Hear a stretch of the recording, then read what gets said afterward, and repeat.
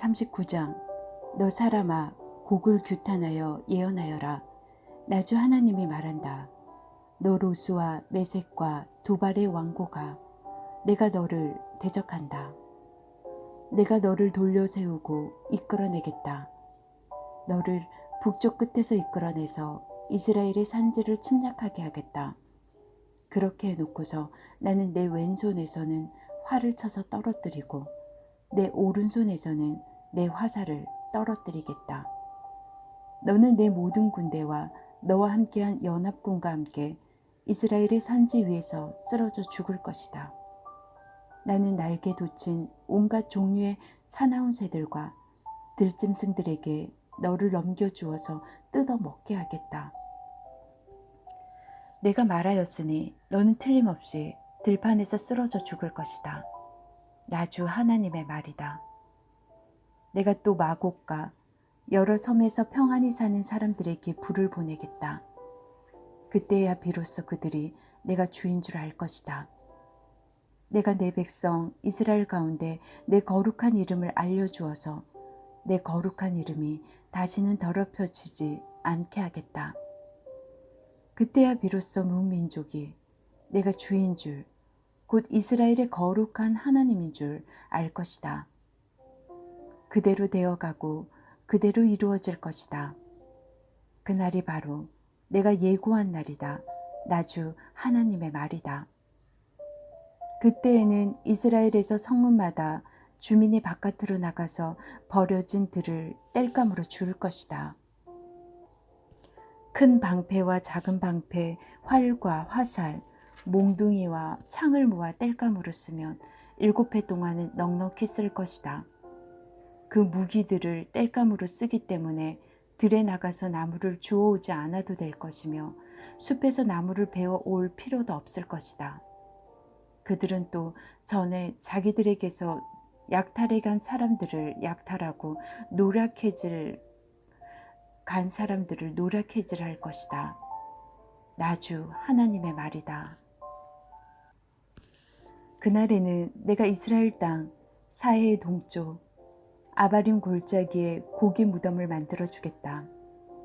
이스라엘 사람들이 곡과 그의 모든 군대를 거기에 묻으며 여행자들이 그리로 못 다니게 될 것이고 그곳 이름은 하몬곡 골짜기라고 불릴 것이다. 이스라엘 족속이 그들의 시체를 다 거두어다 묻어서 땅을 깨끗하게 하는 데는 7달이 걸릴 것이다. 그 땅 온 백성이 모두 나서서 시체를 묻을 것이며 내가 승리하는 날에는 그들이 매장한 일로 영예를 떨칠 것이다. 나 주 하나님의 말이다. 7달이 지난 다음에도 백성은 시체를 찾아 묻는 일을 전담할 사람들을 뽑아서 그 땅을 늘 돌아다니게 할 것이며 그들은 시체를 묻는 사람들과 함께 돌아다니면서 지면에 남아있는 시체들을 샅샅이 찾아 묻어서 그 땅을 깨끗하게 할 것이다. 그들이 그 땅을 돌아다니다가 누구라도 사람의 뼈를 발견하여 그 곁에 표시를 해두면 시체를 묻는 사람들이 그 표시를 보고 시체를 찾아 그것을 가져다가 하몬곡 골짜기에 묻을 것이다. 그 부근에는 하몬골 골짜기라는 이름을 딴 하모나라는 성읍이 생길 것이다. 그들이 이렇게 그 땅을 깨끗하게 할 것이다. 나 주 하나님이 말한다. 너 사람아, 날개 돋친 온갖 종류의 새들과 들의 모든 짐승에게 전하여라. 너희는 모여오너라. 내가 너희들이 먹을 수 있도록 이스라엘의 산 위에서 희생 제물을 잡아서 큰 잔치를 준비할 터이니 너희가 사방에서 몰려와서 고기도 먹고 피도 마셔라. 너희는 용사들의 살을 먹고 세상 왕들의 피를 마셔라. 바산에서 살찌게 기른 가축들, 곧 수양과 어린 양과 염소와 숫송아지들을 먹듯이 하여라. 너희는 내가 너희에게 주려고 준비한 잔치의 제물 가운데서 기름진 것을 배부르도록 먹고 피도 취하도록 마셔라. 또 너희는 내가 마련한 잔치상에서 군마와 기병과 용사와 모든 군인을 배부르게 뜯어 먹어라. 나주 하나님의 말이다. 내가 이와 같이 여러 민족 가운데 내 영광을 드러낼 것이니 내가 어떻게 심판을 집행하며 내가 어떻게 그들에게 내 권능을 나타내는지 여러 민족이 직접 볼 것이다. 그때야 비로소 이스라엘 족속이 나주가 그들의 하나님임을 그날로부터 영원히 알게 될 것이다. 그때야 비로소 여러 민족은 이스라엘 족속도 죄를 지었기 때문에 포로로 끌려갔다는 것을 알게 될 것이다. 그들이 나를 배반하였기 때문에 내가 그들을 모른 채하고 그들을 원수의 손에 넘겨주어 모두 칼에 쓰러지게 했다는 것을 알게 될 것이다. 나는 그들의 더러움과 그들의 온갖 범죄에 따라서 그들을 벌하였고 그들을 외면하였다. 그러므로 나주 하나님이 말한다. 이제는 내가 포로된 야곱의 자손을 돌아오게 하고 이스라엘 온 족속을 불쌍히 여기며 내 거룩한 이름을 열심을 내어 지키겠다. 이스라엘이 고국 땅으로 돌아와서 평안히 살고 그들을 위협하는 사람이 없게 될 때에 그들은 수치스러운 일들과 나를 배반한 모든 행위를 부끄러워하며 뉘우칠 것이다. 내가 그들을 만민 가운데서 돌아오게 하고 원수들의 땅에서 그들을 모아 데리고 나올 때에 문민족이 보는 앞에서 내가 그들로 말미암아 내 거룩함을 나타낼 것이다. 그때야 비로소 문민족이 나주 이스라엘 하나님이 이스라엘을 여러 민족에게 포로가 되어 잡혀가게 하였으나 그들을 고국 땅으로 다시 모으고 그들 가운데서 한 사람도 다른 나라에 남아있지 않게 한 줄을 알 것이다. 내가 이스라엘 족속에게 내 영을 부어주었으니 내가 그들을 다시 외면하지 않겠다. 나주 하나님의 말이다. 40장. 우리가 포로로 잡혀온 지 25년째가 되는 해, 예루살렘 도성이 함락된 지 14년째가 되는 해의 첫째 달, 그달 10일 바로 그날에 주님의 권능이 나를 사로잡아 나를 이스라엘 땅으로 데리고 가셨다. 하나님께서 보여주신 환상 속에서 나를 이스라엘 땅으로 데려다가 아주 높은 산 위에 내려놓으셨는데 그 산의 남쪽에는 성읍 비슷한 건축물이 있었다. 그가 나를 그곳으로 데리고 가셨는데 그곳에는 어떤 사람이 있었다. 그는 노새와 같이 빛나는 모습이었고 그의 손에는 사무로 꼰 줄과 측량하는 막대기가 있었다. 그는 대문에 서 있었다. 그때 그 사람이 내게 말하였다. 사람아, 내가 내게 보여주는 모든 것을 내 눈으로 잘 보고 내 귀로 잘 듣고 내 마음에 새겨두어라. 이것을 내게 보여주려고 너를 이곳으로 데려왔다. 내가 보는 모든 것을 이스라엘 족속에게 알려주어라. 성전 바깥에는 사방으로 담이 있었다. 그 사람의 손에는 측량하는 장대가 있었는데 그 장대의 길이는 팔꿈치에서 가운데 손가락 끝에 이르고 한 손바닥 너비가 더 되는 자로 6자였다. 그가 그 담을 측량하였는데 두께가 한 장대요 높이가 한 장대였다. 그가 동쪽으로 난 문으로 들어가 계단으로 올라가서 문간을 재니 길이가 한 장대였다. 그 다음에는 문지기의 방들이 있었는데 각각 길이가 한 장대요 너비가 한 장대였다. 방들 사이의 벽은 두께가 5자이고 성전으로 들어가는 현관 다음에 있는 안문의 통로는 길이가 한 장대였다.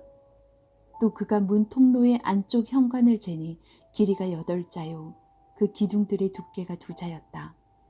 그 문의 현관은 성전 쪽으로 나 있었다. 동문에 있는 문지기 방들은 양쪽으로 각각 3측 있었다. 그 3방의 크기는 모두 같았으며 양쪽에 있는 벽 기둥들의 크기도 같았다. 그가 문 어귀의 너비를 재니 10자였고 문 어귀의 길이는 10석자였다. 또 그 방들 앞에는 칸막이 벽이 양쪽으로 하나씩 있었는데 높이가 한 자, 두께도 한 자였다. 방들은 양쪽에 있는 것들이 다 같이 길이와 너비가 저마다 6자가 되는 정사각형이었다. 또 그가 이쪽 문지기 방의 지붕에서 저쪽 문지기 방의 지붕까지 재니 너비가 25자였다. 방의 문들은 서로 마주보고 있었다. 또 그가 현관을 재니 너비가 20자이고 바깥들의 벽 기둥이 있는 곳에서는 사방으로 문과 통하였다. 바깥 문이 통로에서부터 안 문의 현관 전면까지 50자였다. 또 문지기 방에는 모두 사면으로 창이 나 있고 밖의 벽 기둥에도 창이 나 있었다. 현관의 사면에도 창이 있었다. 창들은 모두 바깥에서 보면 좁고 안에서 보면 안쪽으로 들어오면서 점점 좌우로 넓게 넓어지는 틀만 있는 창이었다. 양쪽의 벽 기둥에는 각각 종려나무가 새겨져 있었다. 그런 다음에 그 사람이 나를 데리고 바깥들로 들어갔는데 그 바깥들에는 사방으로 행랑방들이 있고 길에는 돌을 깔아 놓았는데 그 돌이 깔린 길을 따라 30채의 행랑이 붙어 있었다. 그 돌이 깔린 길은 대문들의 옆에까지 이르렀고 그 길이는 문들의 길이와 같았다.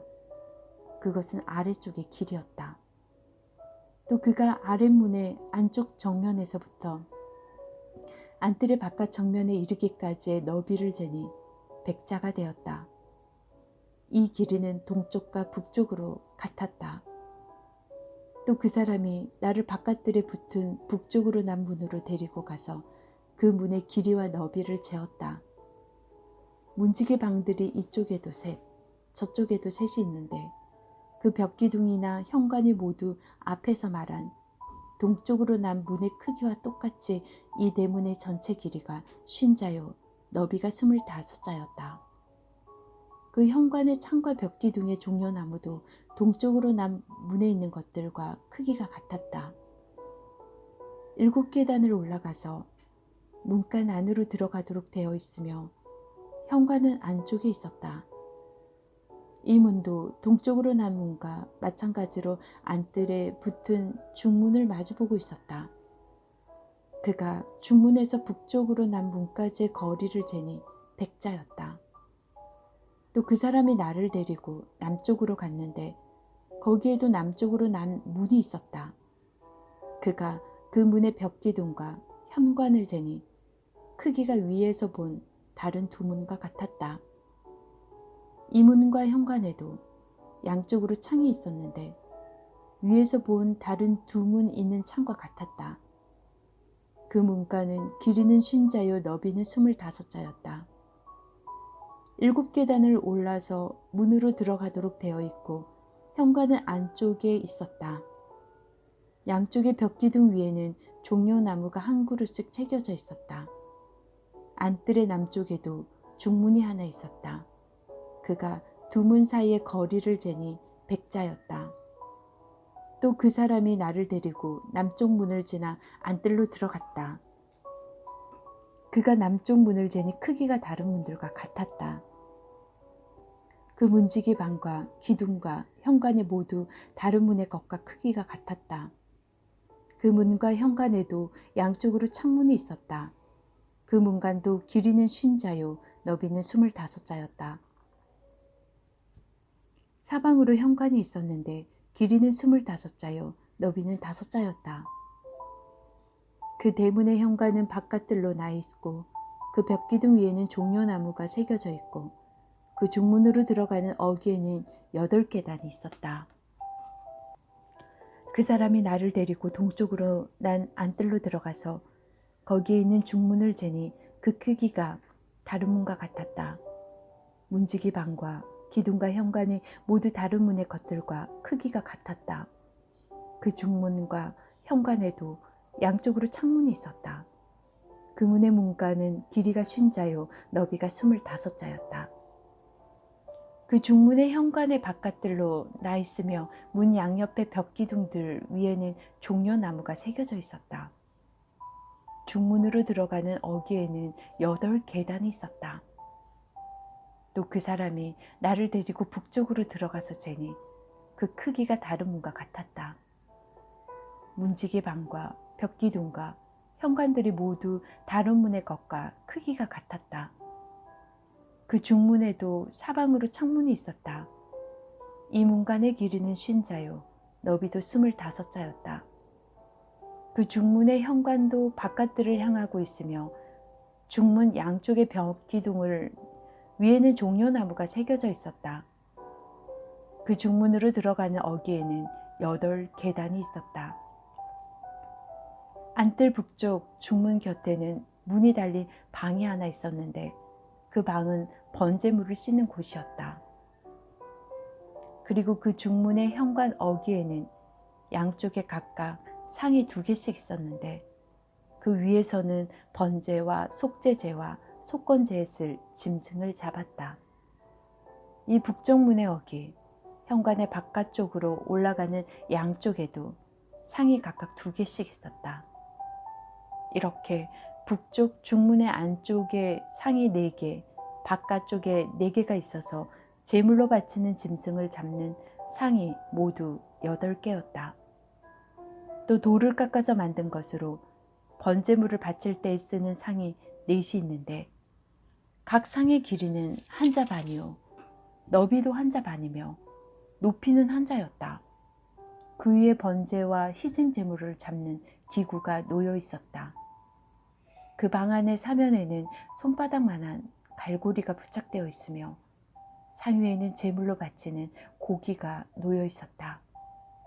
또 안뜰의 바깥쪽에는 방 2개가 있었는데 하나는 북쪽 중문의 한쪽 모퉁이 벽 곁에 있어서 남쪽을 향해 있고 다른 하나는 남쪽 중문의 한쪽 모퉁이 벽 곁에 있어서 북쪽을 향하여 있었다. 그 사람이 나에게 일러주었다. 남쪽을 향한 이 방은 성전 일을 맡은 제사장들의 방이요 북쪽을 향한 저 방은 제단 일을 맡은 제사장들의 방이다. 그들은 레위 자손 가운데서도 주께 가까이 나아가 섬기는 사독의 자손이다. 그가 또 안뜰을 재니 길이가 100자요 너비도 100자인 정사각형이었다. 제단은 성전 본당 앞에 놓여 있었다. 그 사람이 나를 데리고 성전 현관으로 들어가서 현관 벽 기둥을 재니 양쪽에 있는 것이 각각 두께가 5자였다. 문 어귀의 너비는 10넉자이고 문의 양옆 벽의 두께는 10자였다. 그 현관의 너비는 20자였고 길이는 11자였다. 현관으로 들어가는 건 어귀에는 계단이 있었다. 그리고 문간 양쪽에 있는 벽기둥 외에 기둥이 양쪽에 하나씩 있었다. 41장. 그런 다음에 그가 나를 데리고 성전으로 들어가서 벽을 재니 그 벽 두께가 양쪽이 각각 6자였다. 그 문의 통로는 너비가 10자이고 그 문의 통로 옆에 벽 너비는 양쪽이 각각 5자였다. 그가 성소를 재니 길이가 40자요 너비가 20자였다. 또 그가 지성소로 들어가서 문 통로의 벽을 재니 그 두께가 2자였다. 그 문의 통로는 너비가 6자이고 그 벽의 너비는 양쪽이 각각 7자였다. 그가 지성소의 내부를 재니 길이가 20자이고 너비도 20자였다. 그가 나에게 이곳이 지성소다 하고 일러주었다. 또 사람이 성전의 벽을 재니 두께가 6자였다. 성전에는 3면으로 돌아가며 방들이 있는데 너비가 각각 넉자였다. 그 겹방들은 방 위에 방이 있어서 3층을 이루고 있으며 층마다 방이 30개씩 있었다. 그런데 그 겹방들은 성전을 돌아가면서 성전의 벽에 부착되어 있어서 성전의 벽 자체를 파고 들어가지는 않았다. 그 둘러있는 겹방들은 그 층이 위로 올라갈수록 넓어졌다. 그 겹방의 건물이 성전의 주위를 올라가며 위층까지 건축되었다.